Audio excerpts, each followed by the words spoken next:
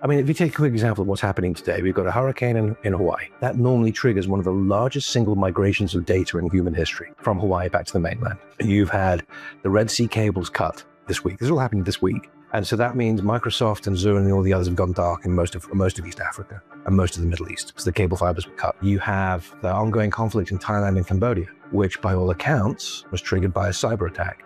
And that's just it. Data is so valuable. It's so fragile, though, at the same time. Right. Because our infrastructure is built to meet demand. No one ever said, hey, we're going to have this incredible infrastructure. How do we best design it for security? It's just built layer upon layer upon layer. As Larry Niven, great sci-fi author, patron of the Institute of Space Commerce, Change.Space said, the dinosaurs became extinct because they didn't have a space program. I really want to make sure that we don't become extinct by not backing up our data out into space where it's cool, it's free, energy, it's logical, and it's safe. Data centers in space, it's not sci-fi, it's reality.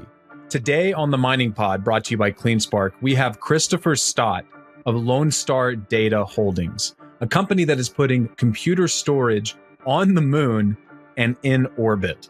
Now, I know this sounds highfalutin, convoluted, and maybe fake, but I assure you this is actually being used by governments around the world, and Lonestar currently has a pilot on the moon, and they are going to launch a petabyte in the near future. I recorded this episode with Chris live at Yada 2025 in Las Vegas, and it was one of the most interesting conversations I've had on the Mining Pod to date, so I hope y'all enjoy. Guys, there is a serious problem right now in Bitcoin mining, and we need to talk about it. You need to pay attention to this. Bitcoin miners are identifying as AI companies, and people keep missectoring them because they say, well look, your infrastructure is clearly for Bitcoin mining. What do you want me to do about it? I'm going to tell you what you need to do. You need to call FBox, the leading digital infrastructure company with all-encompassing cooling solutions. FBox designs industry-leading air, hydro, and immersion cooling systems for Bitcoin mining and AI and HPC data centers. I want to highlight that. If you're a Bitcoin miner who needs to bridge the gap, if you're pivoting or doing hybrid operations, they can build cooling solutions and infrastructure for both your Bitcoin mining and your AI and HPC operations. And they have an in-house API that lets you monitor it from the web or on mobile. So go to www.fbox.tech/contact to learn how FBox can help you optimize your digital infrastructure today. You ever get into your buddy's car and think, dude, how do you live like this? There's half-eaten Taco Bell on the console, a pile of garbage and fast food cups and bags, rumbling in the trunk. You look behind you under your seat and you're pretty sure you saw something move, but you don't know what? Well, how do you think your Bitcoin miner feels if you're not keeping on top of your filtration game? Y'all need to get on Colorado Air Filters. Colorado Air Filters is a major supplier of air filtration systems for Bitcoin mining sites. And they're currently running a summer sale on their inventory, so now is the time to act. Whether you need HEPA filters, new shipments or installations for your containers or your large-scale mining facilities, retrofitted buildings, Colorado Air Filters has it all. And units are ready to sell now. Contact sales at coloradoairfilter.com and use the code MININGPOD to claim 15% off today. Again, that is sales at coloradoairfilter.com with code MININGPOD.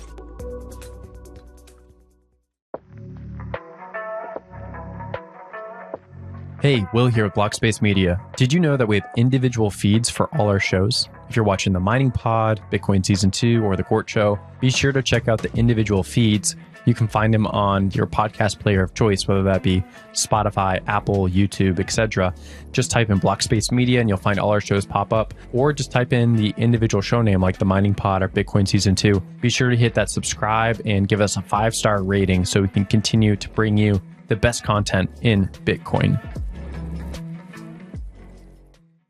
Alrighty, welcome back to the Mining Pod, y'all. I am here with Chris Stott, CEO and founder of Lonestar Data. We are recording this live at the Yoda 2025 conference in Las Vegas. Chris, how you doing? Doing good. Thanks for having me. Yeah, really happy to record this. Really appreciate you hopping on such short notice. We sent out an email after I got a PR list, and I didn't know much about the company, and then I saw what y'all were doing, and I thought, oh, this is going to make a really interesting episode. Not very many companies trying to put data centers on the moon, but that is Lonestar's modus operandi. So could you give us a quick rundown of how you got started with Lonestar, why you decided to found the company, and what y'all are currently doing with data centers on the moon. No, thank you. And I know it sounds weird, doesn't it? Yeah. Data centers on the moon, data centers in space. And so for us, it's all about continuity of operations for governments, continuity of corporation for major corporates, but backing up data in a way that's secure, accessible, and meets data sovereignty laws. We just look at space as a new data center region. You need geography, physical properties, and laws, like North America is, like versus Europe versus Asia. Geography is amazing. We see the entire world. Unlike the oceans, space touches every country. But it gives us the ability to do something that you can't do in every country. And that's actually shrink those borders, use space law, hosted payload regulations and more to actually do data embassies and data sovereignty in space.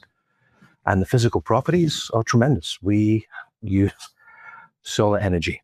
I was going to say fusion power, but technically it's fusion. And it's clean energy and it's uninterruptible. But like anything flying in space, we'll be using solar energy, natural cooling. And we're doing it for our customers who came to us with this pain point that said we need backup. Everything down here where the data has its most value, data is the most valuable commodity that we have as a species. Everything's broken down here. Cable fibers are broken all the way through to being tapped, hacked. Nation state hackers going after your data through natural disasters, through human error and more. And then throw in the whole power curve thing and everything else that's happening around data. And you have to look at the next logical step up, which is where do you go next? What are the physical properties drive you to? And we firmly believe that space. We've done 2 missions up to the International Space Station. We've done 2 missions up to the moon. And our next missions go out to the Earth-Moon Lagrange point.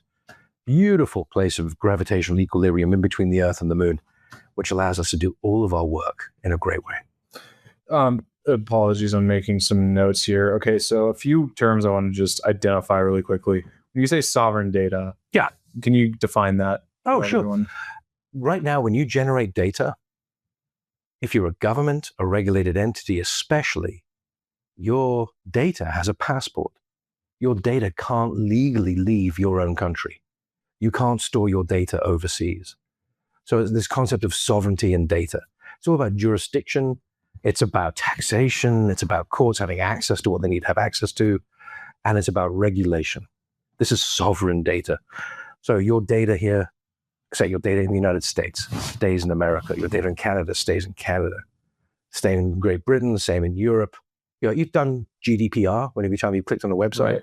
It's like that, but times more. 140 countries now have data sovereignty laws out of 196 countries. That's how far this is progressing. So there is no perfect place to store your data in the world because it's always going to be in the wrong country.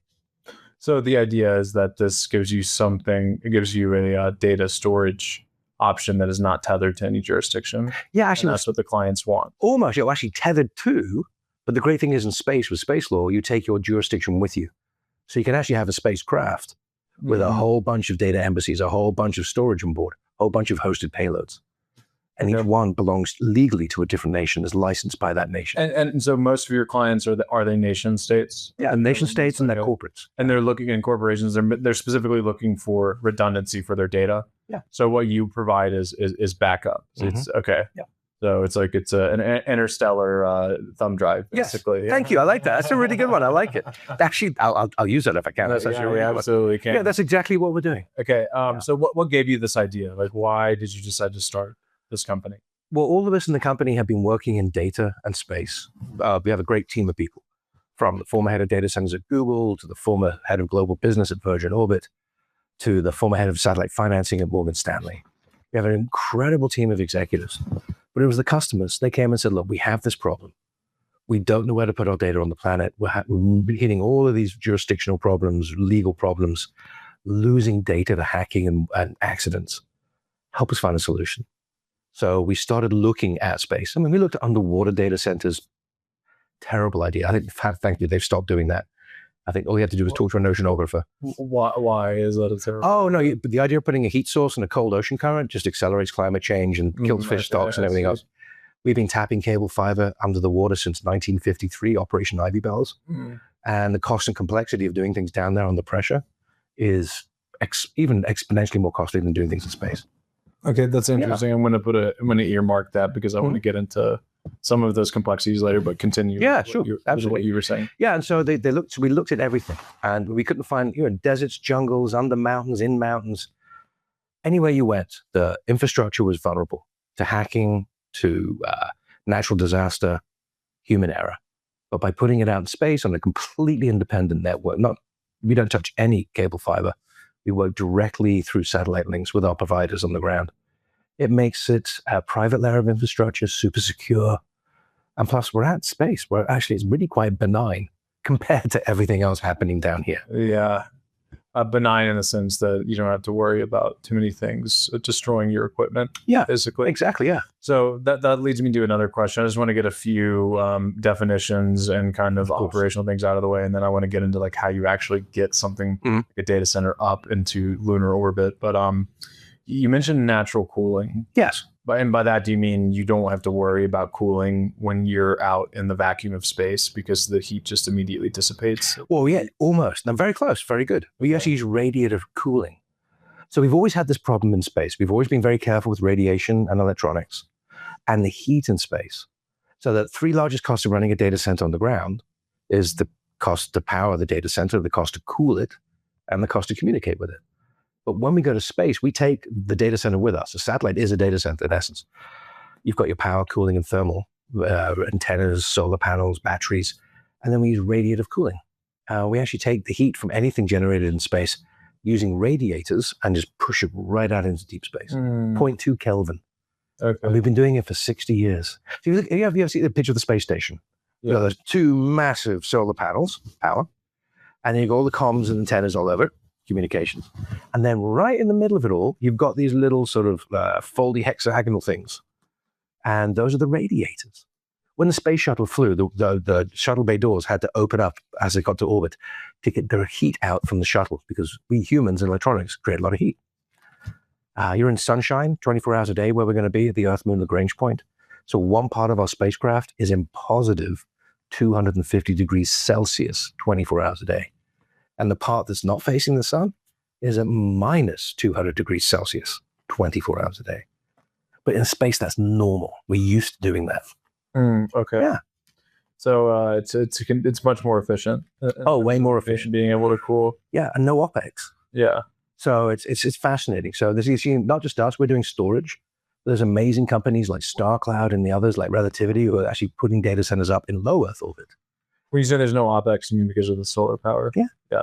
It's basically free energy and free cooling. It's amazing. So I'd like to get to solar in a minute. Yeah. It might be good to get into now, but so yeah, let's just go ahead and get into it now. So in terms of servicing those things, so once you get the solar panels up there, you can generate electricity 24/7. 24/7. But how often do you have to service those panels? We never do. And what is the lifetime of them though? For our spacecraft, next we're doing a 5 to 7 year life cycle. We want to be able to replace them. Okay. To get better equipment up there. Okay. And normally a geostationary satellite, the ones the smart size of a small house, that go up to the geostationary point about 22,600 miles up. They operate in much the same conditions that we do. Big boxes of electronics. But once you launch them, you're just hands off. There's triple redundancy, all these different protocols, constant management from mission control. Be like a data center, like the lights out, hands-free data centers. So the upgrade schedule for something like this is like 5 to 7 years. You said that's when you're at. Okay.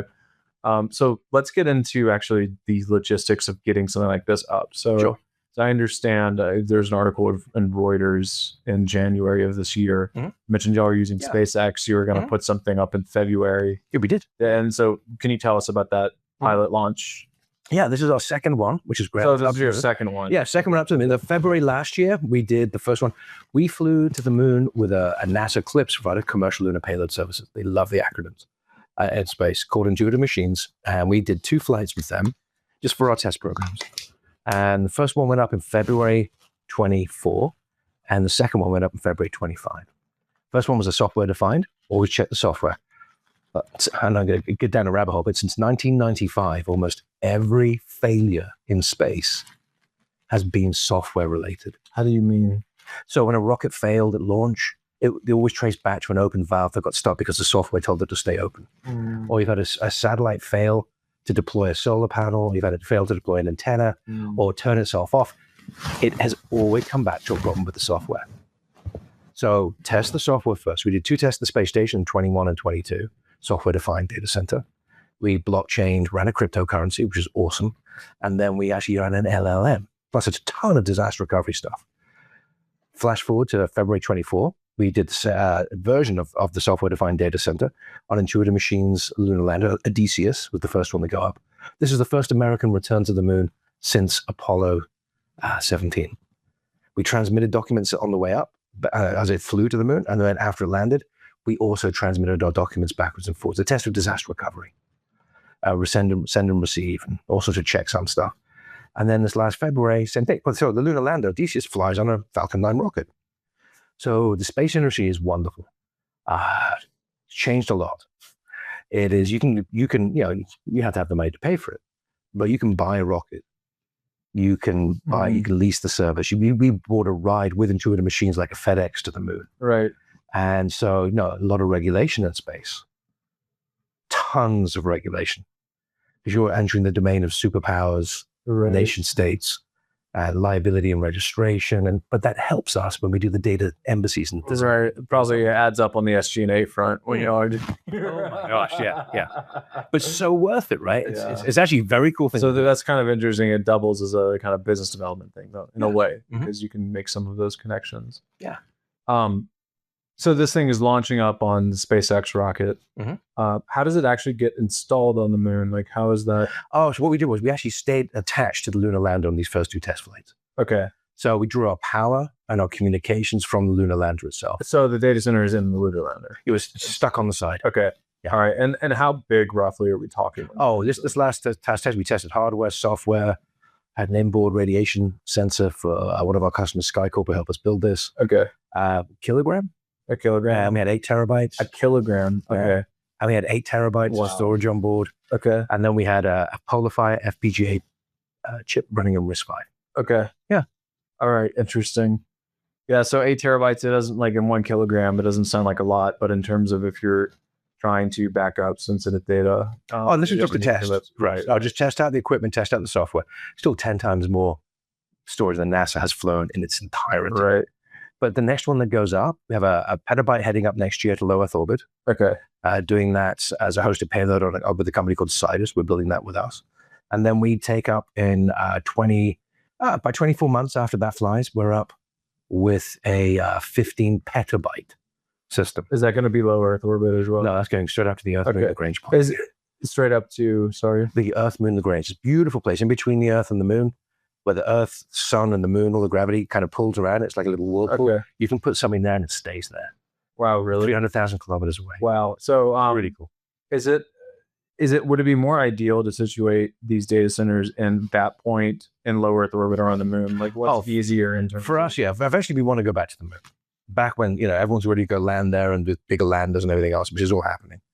The Artemis program and things. But for us, going forward, we can meet the demand that we have from the customers by going to that Earth Moon Lagrange point, that L1 point. For us, it's more secure because we can put these things in low Earth orbit, which is 200 to 1,200 miles up, or we could put them in geostationary, 2,600. But space is a busy place. You've got a lot of Russian and Chinese things happening. And they could get shot down in low Earth orbit pretty easily. Yeah. I see. That and debris and jamming and junk and Russian and Chinese mischief, and which is happening a lot. So we're security. Someone called us Men in Black meet Swiss bankers, or Interstellar on a thumb drive. I loved it. And or John Wick running Fort Knox. And I said, that's us. Because we can see the whole world every 24 hours. We can connect directly line of sight with the customers. It's constant refresh and restore. We meet all the data sovereignty requirements, but we're 1 second each way at light speed. And that doesn't sound like much, like 1, 2. We just bounced there and came back. But when you're talking millisecond in terrestrial data centers, so for us, we don't use TCP IP. It times out. We are not subject to brute force attacks. So that 1 second latency to get up and another to come back, so 2 seconds round trip, that high latency gives us high security. It makes us the most secure depository of knowledge in human history. We are CleanSpark, America's Bitcoin miner, a publicly traded company with the largest operating hash rate, powered entirely by self-operated infrastructure across 4 states. This is our proof of work, and we are setting the standard for what's next. Learn more about the intersection of energy and Bitcoin at cleanspark.com. So how does that latency improve security exactly? Can you expound? Oh, on that? so it's like I was very fortunate when I was at Lockheed to help run the deep space network. The amount of people even back then who were trying to hack the Mars rovers was astounding. It's kind of a trophy to have. I hacked the Mars rover. But that distance means you're not using classic internet protocols. It means you're not able to connect. You have to develop a whole delay tolerant network. We just tested one for Vint Cerf and Oscar Garcia at the Solar System Internet on our last flight too. It's hard to communicate over those distances. Everything down here on Earth is made for low latency. I want to connect and talk as soon as humanly possible. And that's where the vulnerabilities come in. But you just elongate that out. So no brute force attacks. And the TCP IP protocols time out. It won't connect. So it takes 99.99% of the attack vectors off the board. Interesting. So that's obviously very very attractive to some of these nation states that are looking for these services. Yeah. And it's really hard to get up there and go poke it with a stick. Right. Yeah. So speaking of very hard to go get up there and poke it with a stick, so in terms of maintenance, I mean, what happens if something goes wrong with something? Oh, triple redundancies on board. We'll have several satellites flying at the same time. Okay. But triple redundancies and everything's software defined, so it's monitored 24 hours a day from secure mission controls down here on the ground. Okay. Yeah. So you've always got someone watching it, keeping an eye on it, on the parameters. But each byte of data has 3 backups. You have RAID protocols on board. Okay. Yeah. All right. Yeah. Going back to the business development side of this and some of the clients that you have, how do you go about brokering some of those relationships? I mean, I'm sure working at Lockheed has probably helped. Oh, Lockheed and Boeing and some of the others. Yeah. Former Google and Honeywell and Virgin people on board. It's fantastic. Right. No, we've been very fortunate. This is literally, truly customer-led. They've come to us and said, we need help. And then we were able to demonstrate that help. And they said, great, I've now got this friend needs help. My other friend needs help. Talk to them. So we're at what's called a seed company going into our Series A. We're just finishing out our Series A right now, closing the round, if you want. Man, can't help me. I can't help myself. But it's word of mouth so far for all of our customers. It's been absolutely tremendous. We thought we were going to pre-reserve, say, 200 petabytes. Because data center, you think of square footage, power per rack. We think about what goes in those racks. So terabytes and petabytes. Petabytes, 1,000 terabytes. So we thought, okay, we thought 200 would be a lofty goal. We've already done 300. And so we're moving into that stage. We're finishing out our Series A to build out the team, do this low Earth orbit mission, and then push out to the L1 missions.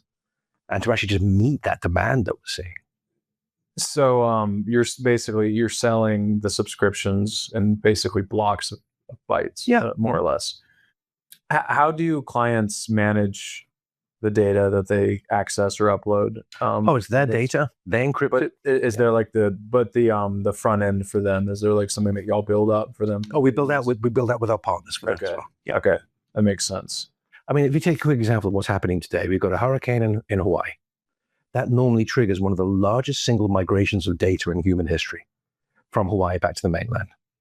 You've had the Red Sea cables cut this week. This is all happening this week. I hope that messes up the timing on the podcast, but it's all happening this week, right? Okay.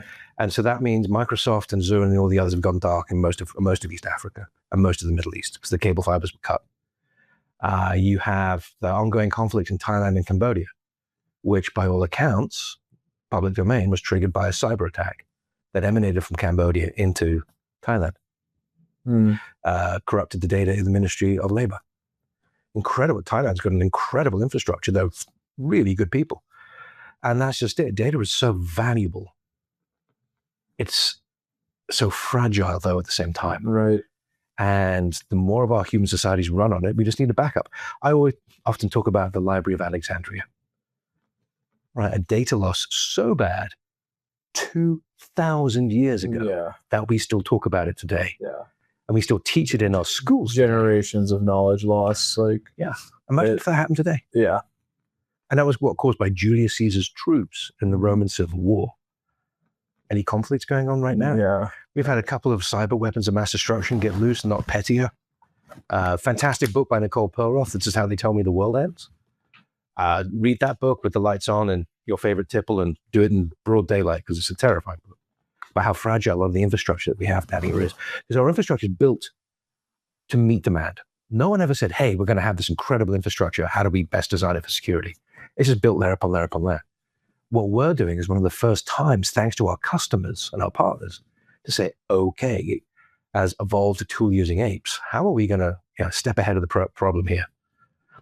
As Larry Niven, great sci-fi author, patron of the Institute of Space Commerce, Change.Space said, the dinosaurs became extinct because they didn't have a space program. I really want to make sure that we don't become extinct by not backing up our data out into space where it's cool, it's free energy, it's logical, and it's safe. So I would imagine, obviously, the largest cost that y'all incur is actually getting data centers into space. Mm-hmm. Roughly, how much does it cost per petabyte? Oh gosh, but wait, change because now you or another way to frame it, like how much does it cost to get on one of these payloads? I'd say well that was on the once we just flew to the moon. I'm on the non-disclosures with those lads. Okay. How much they charge, but our next missions going forward, ballpark, you're looking at about $24 million for a satellite, but then on board and $10 million to launch. Ballpark.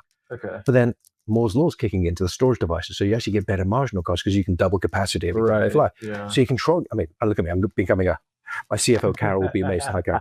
The whole control of marginal cost and capex versus opex and the whole way of finance things. The cost of going to space has come down so much thanks to SpaceX. Mm-hmm. It's down at less than $10,000 a kilogram. When I was selling launch vehicles for McDonnell Douglas all those years ago, it was $100,000 a kilogram, and we thought we were good, and we were good at those days. With Starship, you're looking at it coming down, according to public accounts, down to less than $200 a kilogram. It's astounding. And there's all the competitors coming into the field. It's amazing. Mm. And then the fun we had on Space Station when we ran a coin was awesome.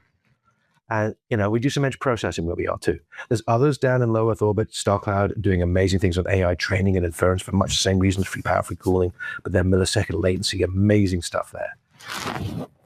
The ability for us to do a coin up there, like a stable coin, with all of these different jurisdictional banks literally there. It's fascinating to us because, of course, we can do it and we're solar powered.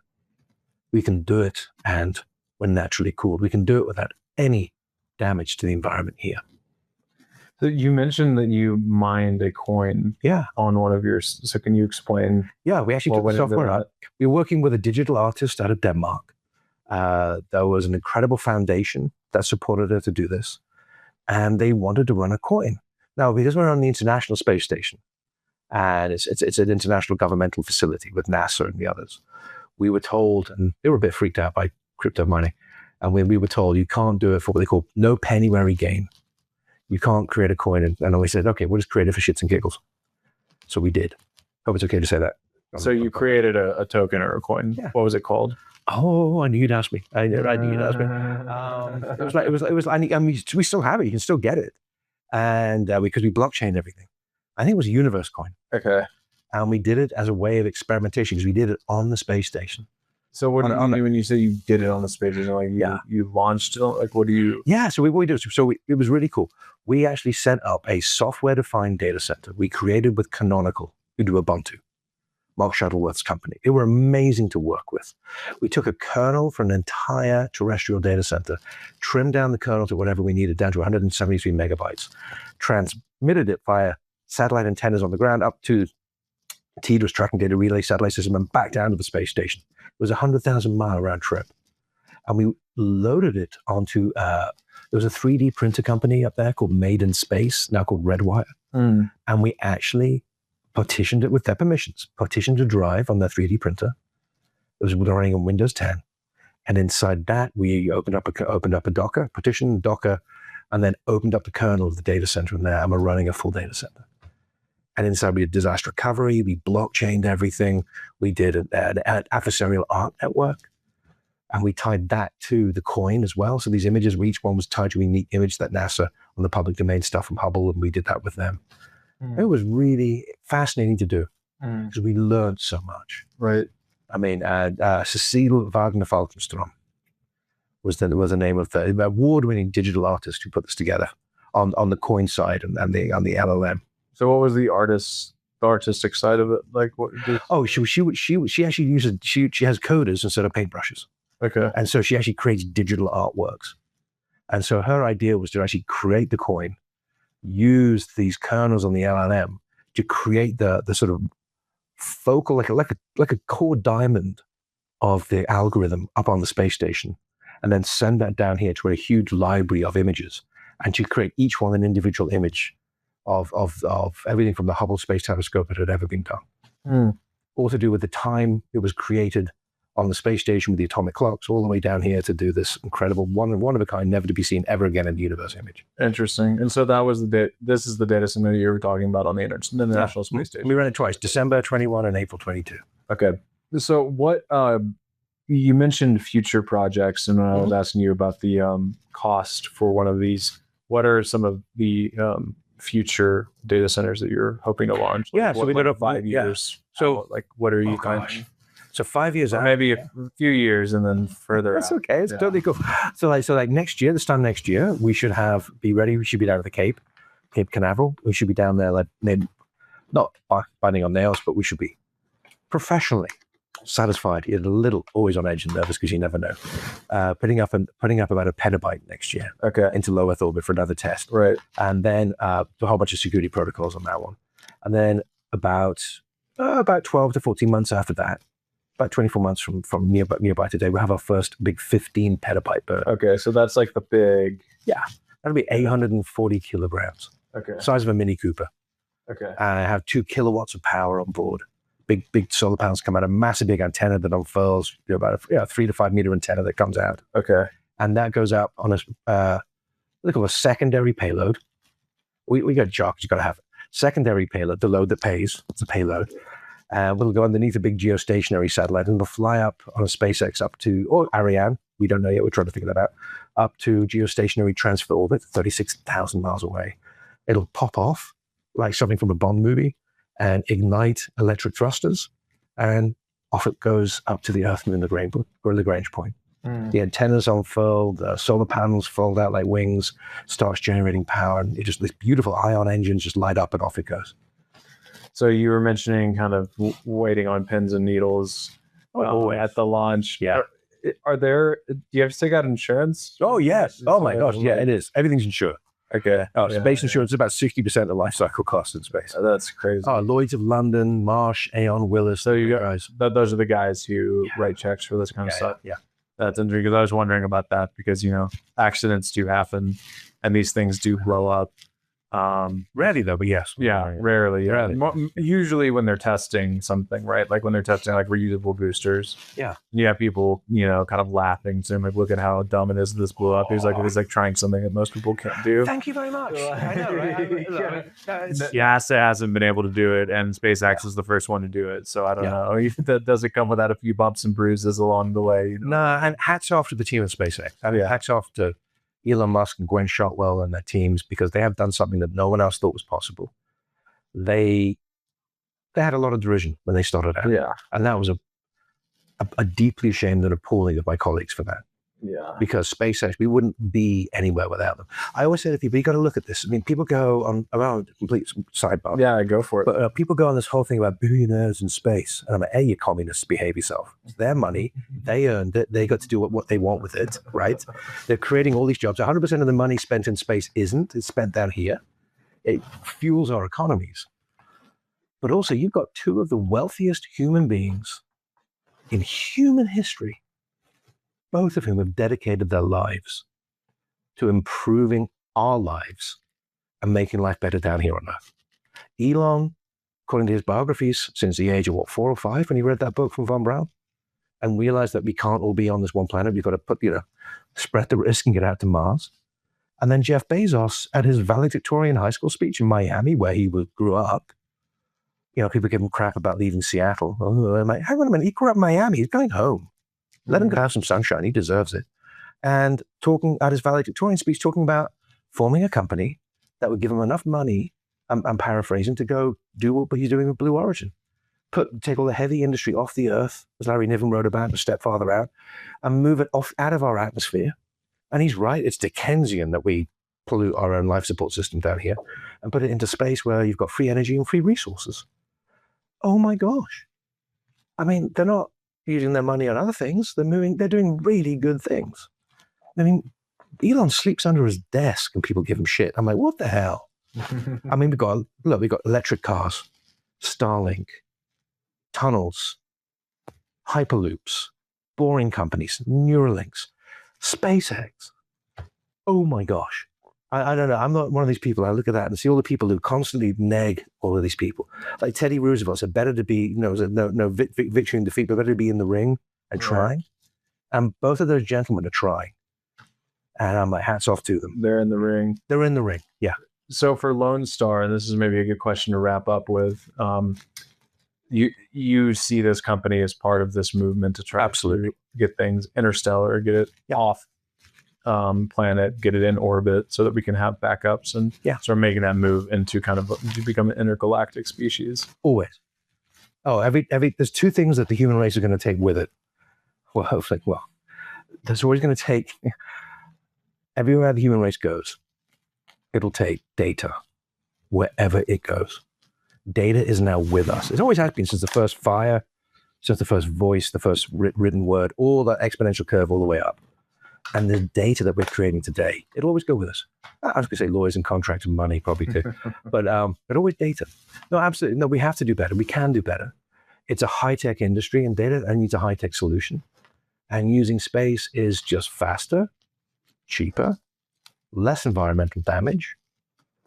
And I'm like, this is why we have a space program. 60 years we've been moving data around the world, data in motion. And the idea of processing data in space makes so much sense. And the idea of storing it up there as well.